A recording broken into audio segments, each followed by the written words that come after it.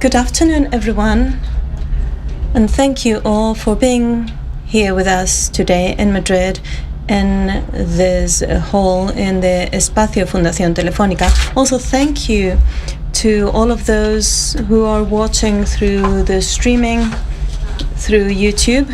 This afternoon, I have the privilege of being here with Damon Galgut in his presentation of his book, The Promise, published here in Spanish by El Asteroide. It was awarded the Booker Prize in 2021. It is a year that nobody will easily forget, I'm afraid. The tribunal of the Booker Prize said that this was a very powerful novel, a very skillful novel that strikes the reader with an emotional truth. And after reading The Promise, I can attest to that. The protagonists of The Promise are the Schwartz family. It's a white family in South Africa that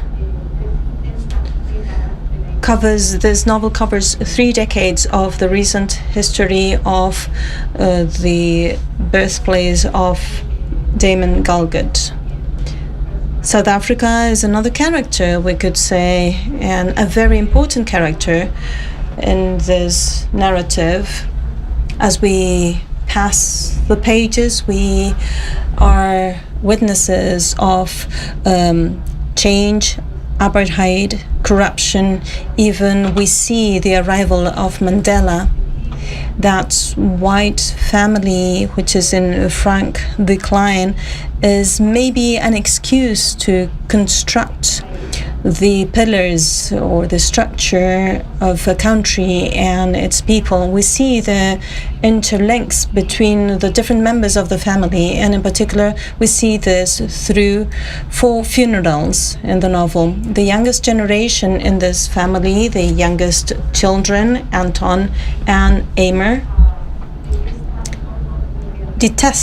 hate everything that their family represents, and in particular that failed promise that gives the name, the title to the novel, that their mother made to Salome, the black woman who had worked for the family for the whole of her life.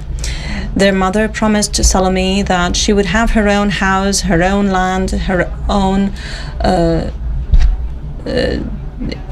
territory, and years go by, the decades go by, and that wish of their late mother is never fulfilled. This is the 9th novel of Damon Galgut. He debuted in literature when he was only 17. He was brought up in Pretoria, which is a city that is also the place where the story in the novel takes place. Aside the Booker Prize, Damon Galgut has received many other awards, and let's start by the beginning now. The first question that I would like to ask you, Damon, is why did you decide to write The Promise, a story that is somewhat a metaphor for your birth country, for your birthplace? Firstly, thank you for that very kind, thorough introduction. You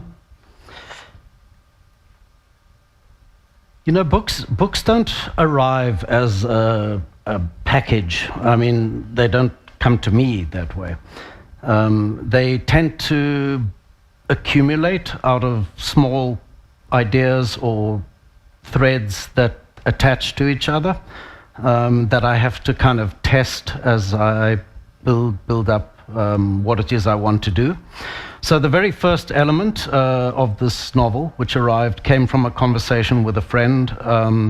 It came in a period when actually I thought maybe I'm not going to write another novel. It felt to me like the tank was empty. And I wasn't really looking for something. But in this conversation, my friend, who is 10 years older than me, was telling me about 4 family funerals, his own family. His parents, his brother, his sister have all died. And he's attended each funeral. And he had a lot of stories which actually were very funny about how family members behaved at these funerals, what people said, what people did, some of it quite dark. But he's a theatre director, and he made it very colourful and vivid and really quite amusing. So at some point, probably not that same day, I thought that, well, that is a very interesting structure for telling a family saga. You know, I read some novels about families, but I never yet read one that had this theatrical structure, really, where you see one act of a drama over 1 day, 2 days, and then the curtain drops, and next time the curtain goes up, many years have passed, and then the same family members are there, and the next act plays out. So the very first thing was that idea. And I guess the reason it appealed to me is my preoccupation, more and more, as I get older, is with the passage of time, what it's done to my life, me, my face, my morals, my country. So, you know, these big jumps in time are a device that allow me to show these changes, I guess.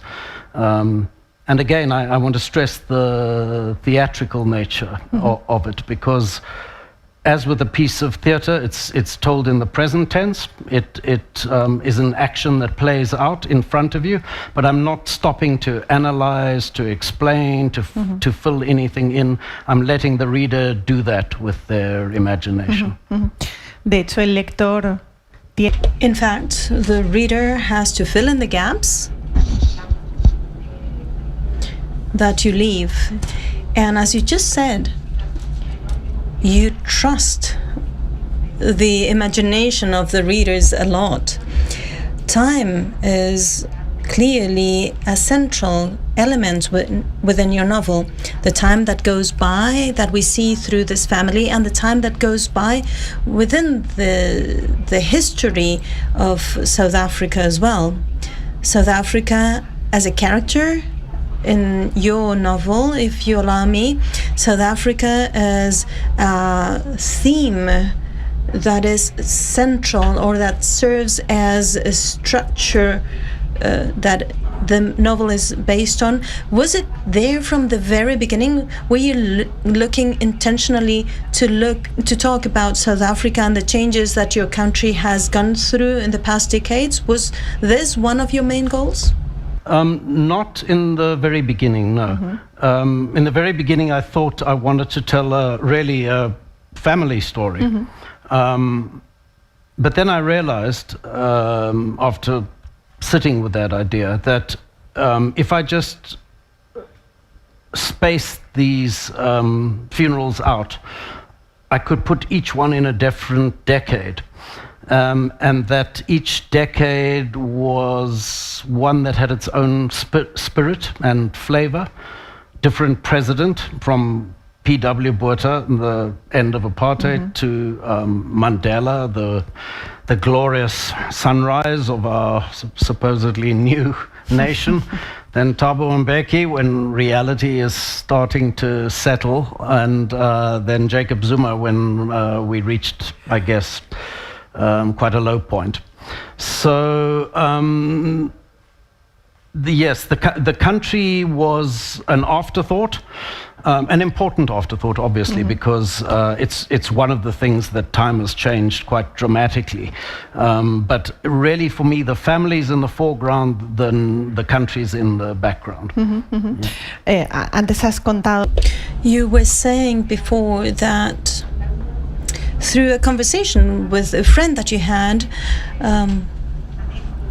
and some anecdotes and some somewhat funny stories had taken place during those funerals that he told you about, and this made you think that this could be an element that could work from a literary viewpoint. But as I was reading the novel, I was wondering, why funerals and not births? Well, as I say, time for me is the real subject of this book and what excited me. And, it's just a fact about human life that journey ends for each of us with a funeral, not with a birth.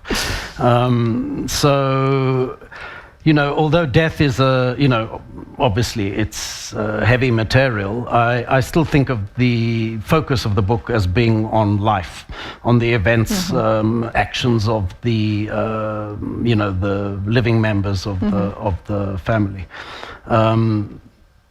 But yeah, death is the full stop at the end of the sentence. So we kind of have to look at that. I mean, partly probably it's because the original idea came to me through my friend, and he was talking about funerals. So it seemed like a natural extension of that idea. La promesa que da.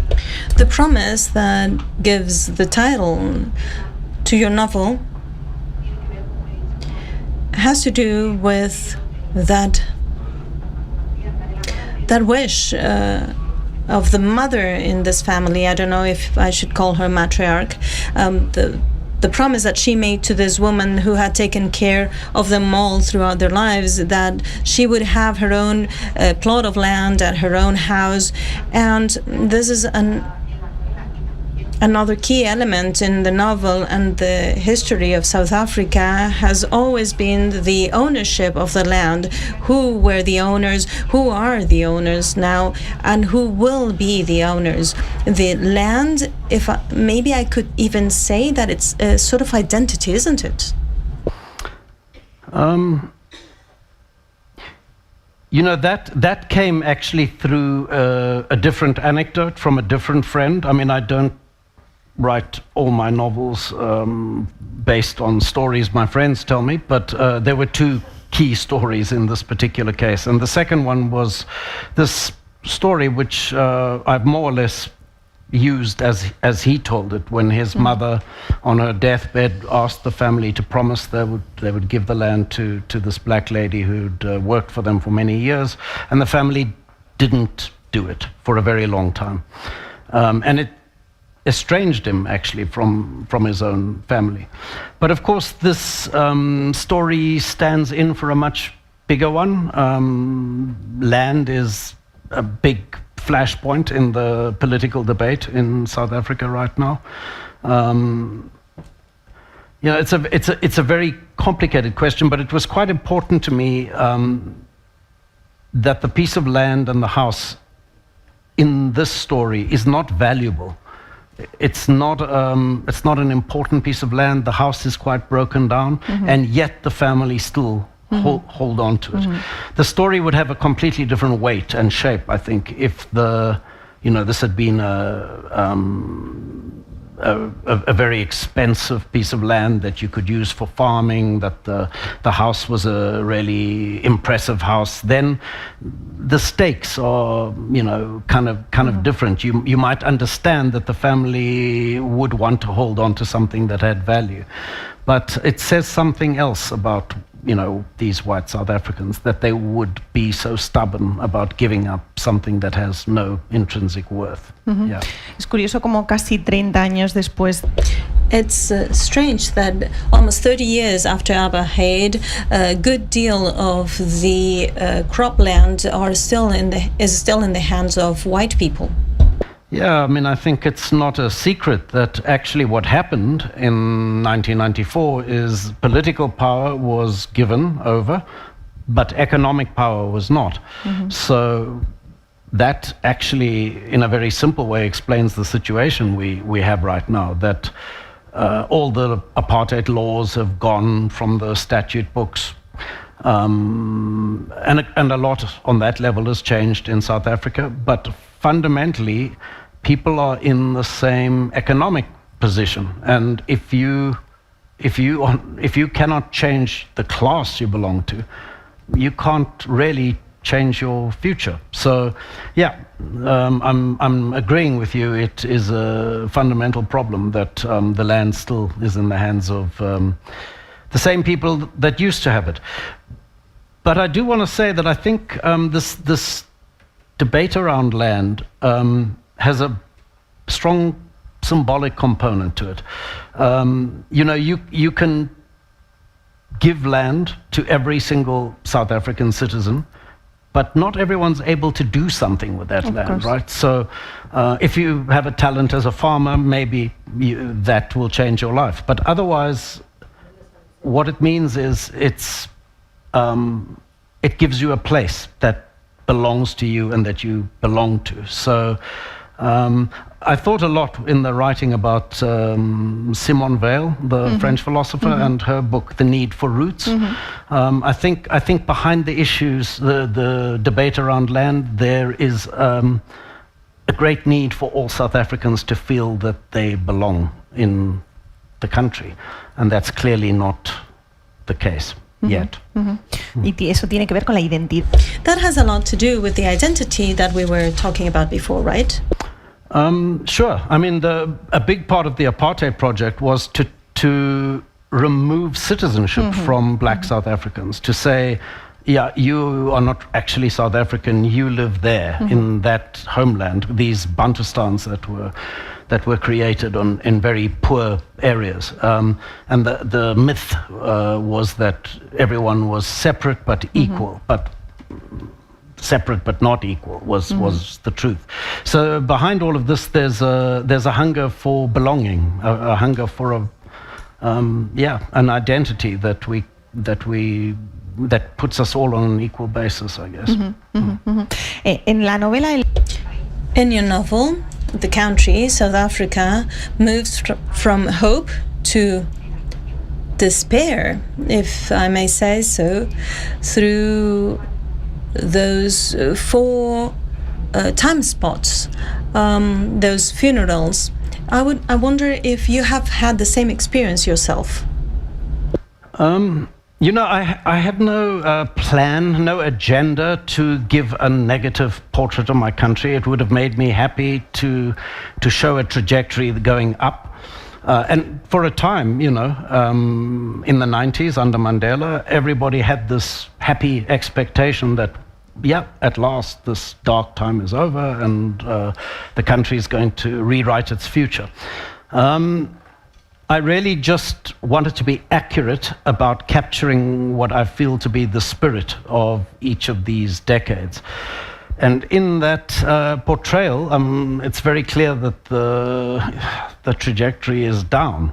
Gives me no pleasure to paint that portrait, but we're not in a happy place. I mean, the last time I can remember feeling so despairing about South Africa was in the last days of apartheid, actually, where everything was falling apart and there was real fear and violence and a kind of historical dread that the ship is going down. The feeling is maybe not so. It's a different sort of feeling. There's a kind of exhaustion and a flatness, but it comes from disappointment, I guess. So much hope and so little delivery. ¿Y es optimista? Are you optimistic about this? No. I'm not at the moment, no. I mean, if I feel absolutely no optimism around politicians and their promises. There was a time when I think a lot of us did feel hopeful. We believed slogans. The ANC, when they came to power, had enormous moral credibility. I mean, there was almost no resistance movement in the world that came, with Mandela as a figurehead, and there was a lot of goodwill on all sides racially. People were ready to sacrifice, and people were ready to be patient on the side of black South Africans. But it seems the priority of the ANC was not to look after the interests of their own people, essentially, the people who voted them in. It was to enrich themselves. So, I mean, to be fair, the situation was a mess. You had most of the wealth concentrated in the hands of a very few people, racially designated. How to turn that around? You have to have some plan, but there hasn't been. There's been no plan at all. So if I have hope about the future of South Africa, it's not with politicians, it's with ordinary people, because I think there is still common understanding.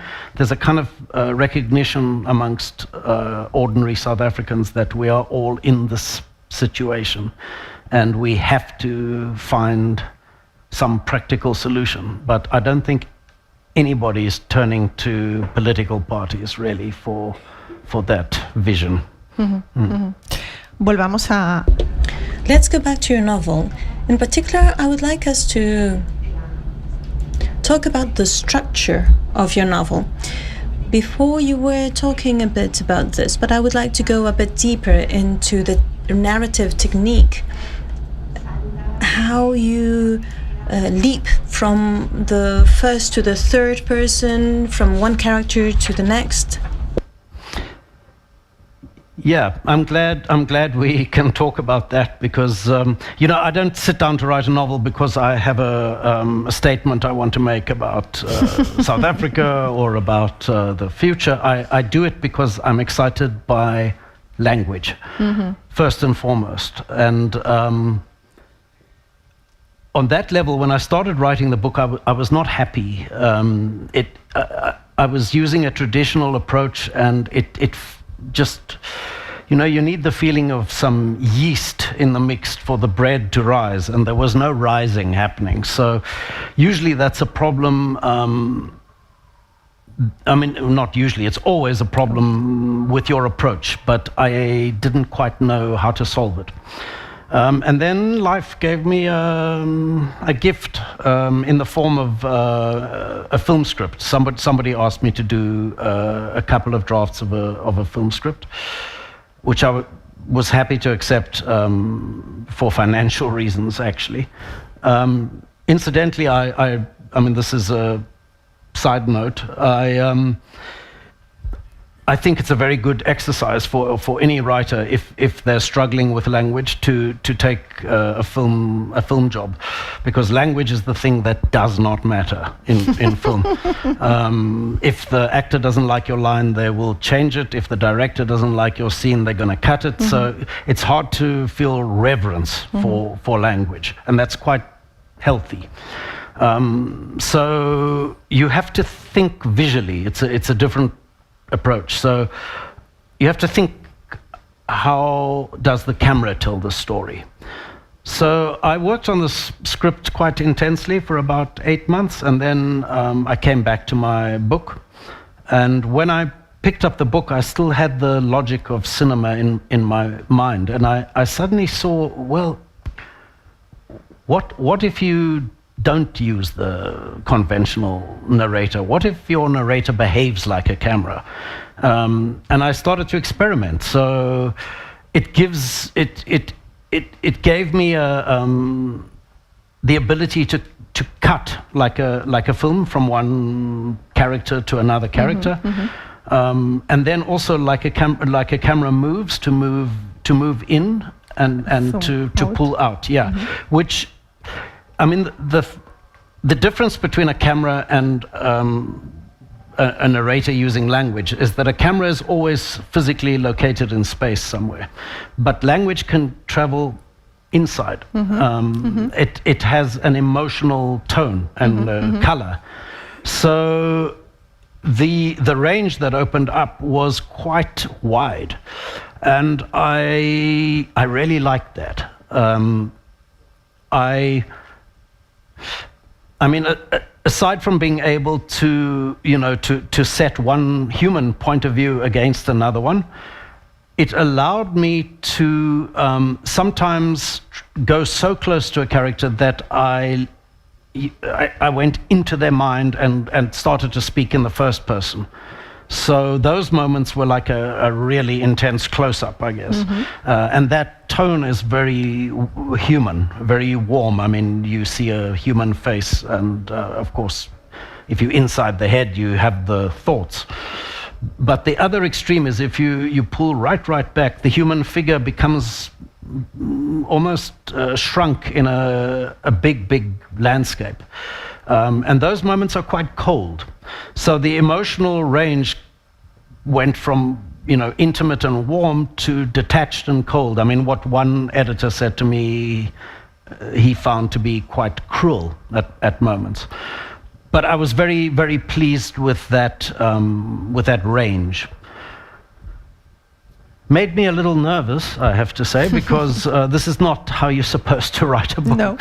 And I was never sure if it's working for anyone except me. I did try it with some friends, like, just tell me, is this a disaster? And they encouraged me, but then writers always doubt themselves. So a little while I thought, okay, maybe they're lying, maybe it's not working. I had to wait till the whole book was complete before I could really test it. Yo siempre digo, I always say that the person who doubts is the person who writes. That's good advice. I mean, I've met some writers who are extremely sure of their genius, and usually they're wrong. Yeah. Casi siempre. Almost always. Sí, siempre, ¿no? Esa... I was listening to this narrative approach that you have made. That is really, it really has a lot to do with filmmaking, where the narrative is a sort of a camera that really zooms down into things, zooms in into things, or that changes from one character to the next. And I find it funny or strange that one of the most difficult things to achieve for a writer, in my view, is to get the reader to be able to listen the inner voice of his or her characters. And through this technique, you achieve that. Were you aware of this while you were writing? I was hoping for it. In a previous novel called In a Strange Room, I did a kind of a, and it's not identical, and it's far more limited. But I did something where I would switch sometimes in the same sentence between first person and the third person. So I was writing about a character called Damon, and I would be describing he went down the road, he sees this, he says that, and then at occasional moments suddenly I would be speaking I did this, I did that. And that voice, that dual voice fitted with that narrative. I mean, you can't just pull these tricks because you like them. There has to be a reason. So the reason in that case was because the subject of that book is memory. And, in memory, sometimes one is looking at oneself from outside, like third person, he or she is doing this. And then sometimes you're back in that moment, exactly in that moment, and you speak in the first person. So let me say the possibility of playing with more than one voice, I already established with a previous book. The logic in this book, I think, is that I was looking for a way to unfold the story I was telling into a kind of a chorus. Chorus? Yeah. So, that's fitting for South Africa, because South Africa is it doesn't, we are not a nation that speaks with one voice. We're a nation that speaks with many multiple voices, and sometimes over each other, past each other. and this technique allowed me to really let those voices free, I guess. So yes, I was aware of what I was trying to do. I was just not sure if I was achieving it. You have. Yeah. Oh, thank you. In that chorus, in that choir of multiple voices, it calls my attention as a reader. The fact that the black characters, including Salome, do not have a key role in the story. We do not hear their voices. Why? Yeah, it was a decision that I took quite early in the writing, and it's proved to be maybe the most contentious element of the book.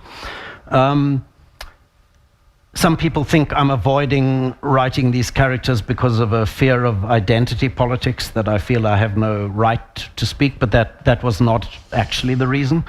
The reason is that it's a horrible truth about white South Africa, and this, the characters in this book are white South Africans. It's a horrible truth about us that many of us do not imaginatively perceive the inner lives of black South Africans. And that's true now, still. It's especially true, I mean, almost every white family, even people who are not very well off, has at least one black person working for them, doing cooking, looking after children, cleaning the house, and so on. And this person is right there in your home, I mean, in the most intimate space you can think of. And still, for many people, that person is a blank. There's no life, just a function. I mean, there are, of course, times and moments where that's not true, but it is true for a lot of white South Africans. I wanted to make that reality concrete, actually, for readers, and in a way that I hope would really trouble them. I've been asked a few times about, how I see the moral function of the writer, what writers are supposed to do, and those kinds of questions make me uneasy. The time of Tolstoy is past. I don't see writers as people who can point a moral way to the future. And if you people knew some of the writers I do, you wouldn't want to take moral advice from them either. But what I do think writers can do is disturb readers in a profound way. And I know it's perhaps not the way most writers do it, but what I wanted to do was to take a problem in the real world and to turn it into a literary problem. Something unresolved, a question that has no answer, and in a way that I hope really bothers readers. I dislike books that answer all the questions, that give you a feeling that good has been rewarded, bad has been punished, everything is resolved. Because if all the problems are closed, then you close the book and you put it away. You don't think about that. You feel good. You have a little catharsis. But what has the book achieved aside from making you feel good? I much prefer a novel that leaves you disturbed, with a feeling that you have a knot you have to unpick in your mind. Those are the books that have the sorts of books that have meant the most to me when I read them. And I would hope that some people would take the sense of disturbance away and try to resolve it, so that it makes maybe a practical difference in the world. The way I did that was not to just leave Salome as a blank and not point up the fact that that's a problem. I used the narrator, this strange mercurial narrator, because one of the dialogues in the book is between the narrator and the reader. I mean, there's several moments when the narrator addresses the reader directly. So quite a crucial point towards the end of the book, the narrator turns around and looks out of the page and says to the reader, if you didn't know that, about this person. Maybe it's because you didn't want to know. You didn't actually ask. So that's a kind of a sharp point that I hope would draw blood, actually, from certain readers. I mean, it's not a fair accusation to make to everybody, but it's certainly fair in some cases. Yeah. En ese sentido, In that sense, maybe you have answered this question, but I was very interested in, or I really wanted to ask you, what's the role of Salome within the novel? What is her role that I think is key, has that character in your novel? Well, let me answer in a personal kind of way. I mean, I talked about most white households having at least one servant. I had a nanny, a black woman called, well, in Europe you would call her Salome, in South Africa Salome. And I named this character after her. And as a child I had no idea about the history that brought this woman into our house. I just knew she really cared for me, she really loved me, and I loved her too. I mean, in many ways she performed the functions that a mother is supposed to perform. It took me a long time to understand that she had her own children, and somebody else had to look after her children so she could look after me. I didn't get that. But still, this bond between her and me is one that's repeated in many, many South African homes. And if you think about it, it's one of the tenderest, most intimate connections that you can have between people. And it's happening here in the middle of this cold, distant system that's meant to keep people really apart. When I talked earlier about having a little bit of hope for South Africa, it's those bonds that I think about. But they're very fragile, those connections. I mean, they're very strong in one way, and in another way, very fragile. I mean, I don't know where Salome is. My family moved house, she lost her job, she moved on, that contact was broken. But I think about her, and I think she thinks about me, if she's alive. So, I try to echo that in the book. The young daughter, Amor, has this kind of ongoing intimacy with Salome, that she's the only person who really cares about her, the only person who thinks the promise should be fulfilled. And I say towards the end of the book, I talk about it, yeah, they're joined but not joined. One of the fragile connections that holds the country together, sometimes only barely. That is how I see those kind of human connections. South Africa is full of women like Salome, millions. Uneducated, rural women who are not really equipped to do anything except, work with their hands and clean house and look after children that don't belong to them. In a very fundamental way, the future of South Africa depends on white South Africans finally seeing Salome, finally finding a way to speak across that divide. So, I don't make any big claim that my book shows a way to do that, but that is what I had in mind with her at the very center of the story. Para terminar, to finish, before we open the Q&A from the audience, from the readers that are with us here today in Espacio Fundación Telefónica, I would like to ask you about time, which is a central theme in your novel, how time goes by. And I would like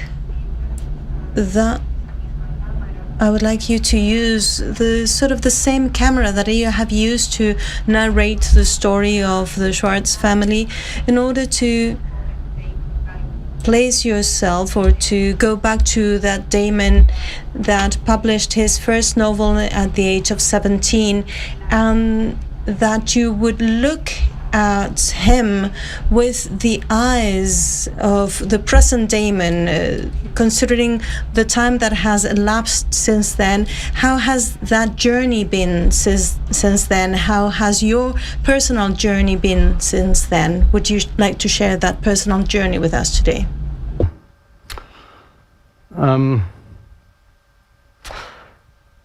In a funny way, I'd like to go even further back, if I may. I have a memory from childhood, you know, when I was learning to read at the age of 6. And maybe other people remember this. When you learn to read, you speak aloud. You run your finger under the words and you speak them as you read them. And I have this memory of a moment where my voice got softer and softer until I stopped speaking, but it continued in my head. And I was very excited. This for me was magic. I ran to my mother. I said, yeah, I'm reading in my head. I'm reading in my head. And she said, yeah, but that's what you do. But I didn't know that until that moment. And for me, books, the power of the written word is exactly that it happens inside. We've talked quite a lot tonight about cinema. If we sit and watch a film, all of us are seeing the same image. But if you read a book, it's absolutely unique to you, what flowers in your brain. That magic has never left me. Of course, it's been a long journey. I mean, I really wanted from a very early age to write books, and I dedicated myself to that in a naive way in the beginning, and then in a less naive way, a more calculated way, I guess.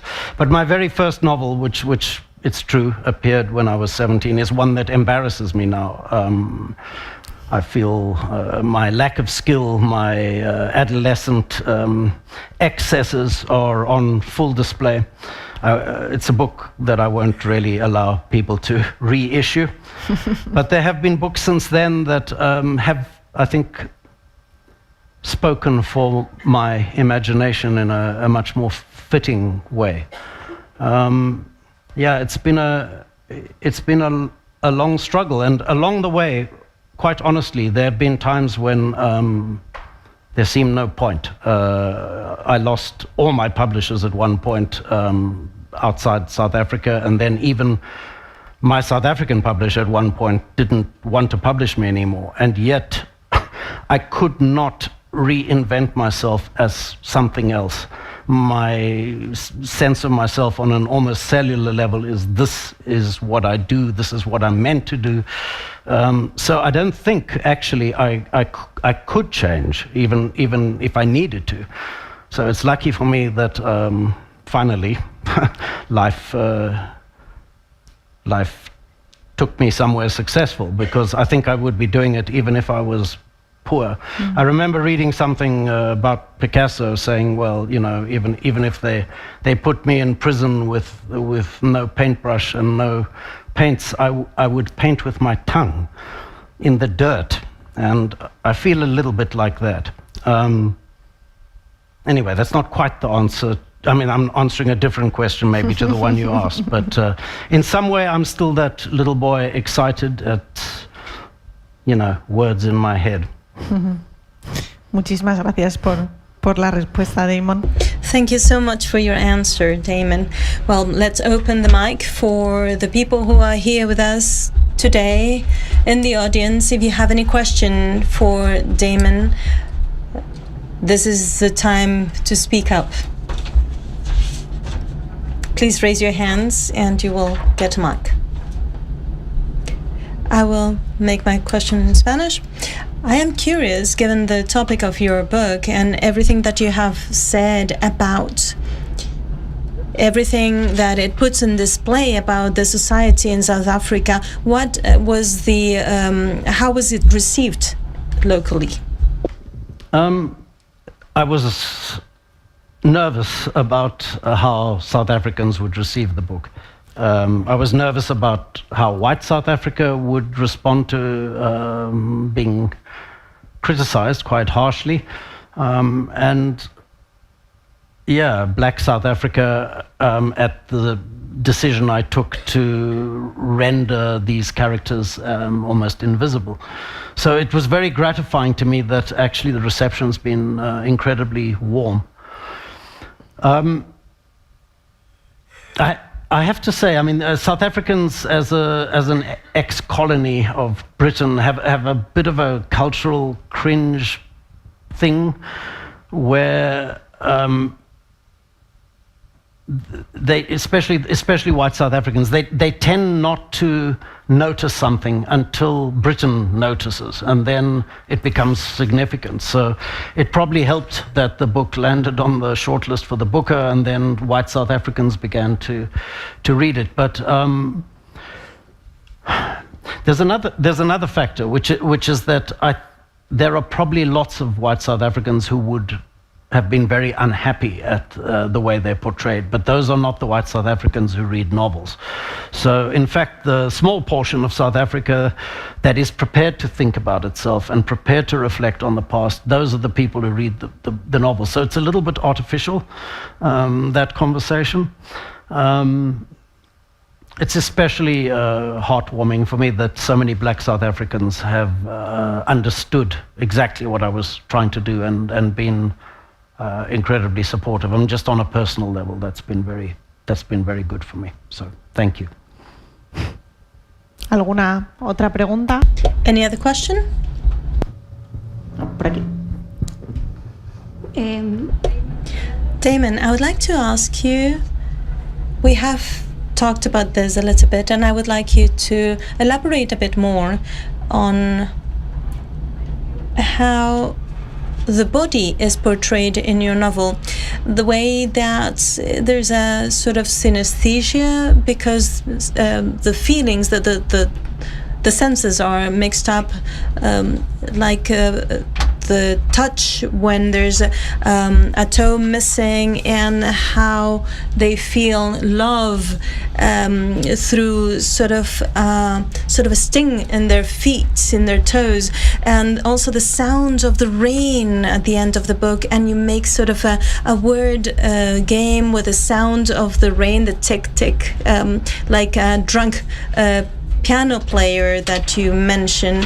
And you talk a lot about the weight of the body, the tears, urine, things that we don't usually talk about. I loved these bits of the book, and I don't know if when you were writing this, you were also thinking that through this novel you were not only aiming at portraying the situation in South Africa, but also trying to reflect all the senses, to reflect the whole of the life of this family, but also what they feel, the weight of their own bodies, the weight of one of the dead bodies, one of the persons handling this body, sensing the smell and saying, maybe I did something wrong.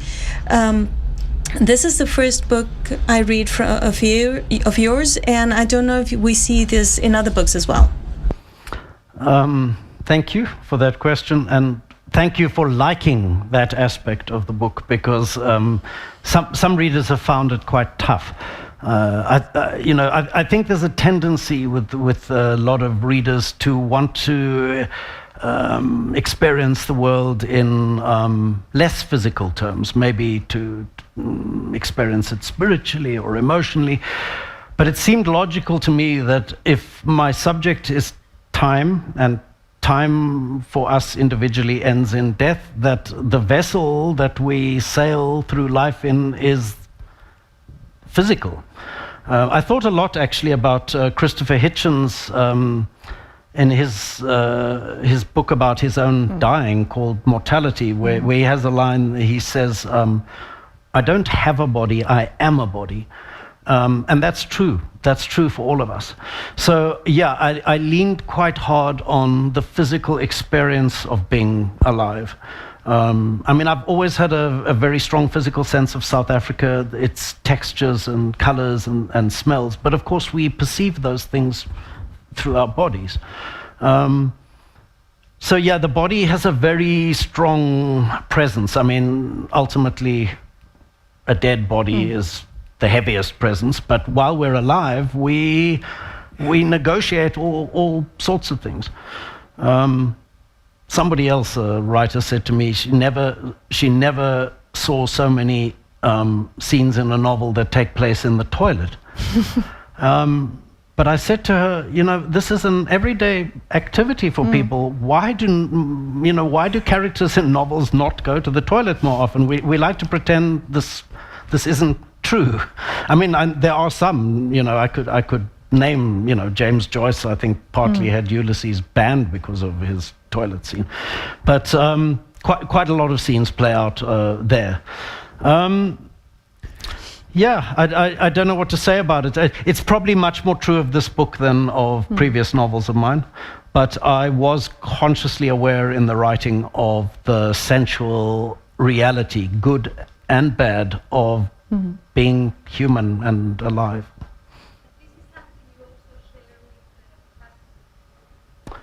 With Picasso? Well, I'm glad I share something with Picasso. Yes, this is also something you share with him, because he's, you know, in his paintings, you always see everything, all the human holes, all the hairs, you know, classical sculpture, you never see a hair. So it's like also very physical. He never forgets to show everything, you know, like... Well, I would never dare to compare myself to Picasso, but I did several times think, you know, with this literary approach that we've been talking about, the fractured perspectives. Cubism. It's a kind of literary cubism, where you can try to see the same image from multiple points of view. So I guess it was a kind of a visual example for me. Yeah. Thank you. Last question, if there's any other question from the audience, just to finish today's event. Any other question? Nope, we don't have any more questions. Well, thank you very much, Damon Galgut, for presenting the promise here today, for being here with your readers, and also thank you for having written this novel. It was a pleasure, a great pleasure to speak with you. Thank you so much. Thank you, and thank you all for being here. Thanks very much.